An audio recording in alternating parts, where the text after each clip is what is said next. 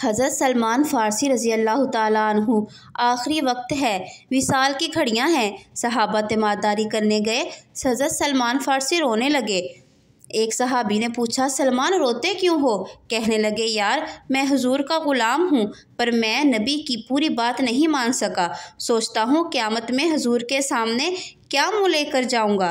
पूरी बात नहीं मान सका, ताबेदारी नहीं हो सकी, हुजूर के सामने कैसे खड़ा हूँगा। सहाबा ने कहा, सलमान हम तो देख रहे हैं, तेरा एक एक लम्हा मुस्तफ़ा की सुन्नत पर गुजरा है, तेरी हर हर अदा सुन्नत मुस्तफ़ा है। तो फिर तो किस बात पर परेशान है? क्या ऐसी बात है जिसने तुझे परेशान कर रखा है?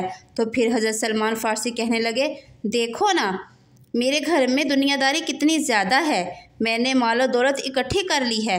सहाबा कहते हैं, पलट कर देखा तो एक टूटी हुई चटाई थी, 2 प्याले थे, 2 तकिए थे, एक पानी पीने का मटका था।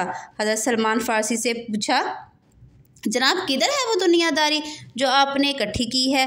तो आप फरमाने लगे, ये 2 प्याले जो मैंने रखे हैं, एक से भी तो गुजारा हो सकता था ना। ये मैंने 2 तकिए रखे हैं, एक से भी तो वक्त गुजर सकता था। मुस्तफ़ा करीम ने फरमाया था, ऐसे वक्त गुजारना जैसे मुसाफिर और राहगीर गुजारते हैं। इतनी दुनियादारी इकट्ठी की है तो मैं हुजूर के सामने क्या मुँह लेकर जाऊँगा। जिन लोगों ने हुजूर सल्लल्लाहु अलैहि वसल्लम की गुलामी की, वो तो डरते हैं सामने जाने से, और तू ढिठाई के साथ कहता है मेरी शफाअत करेंगे, मेरी सिफारिश करेंगे।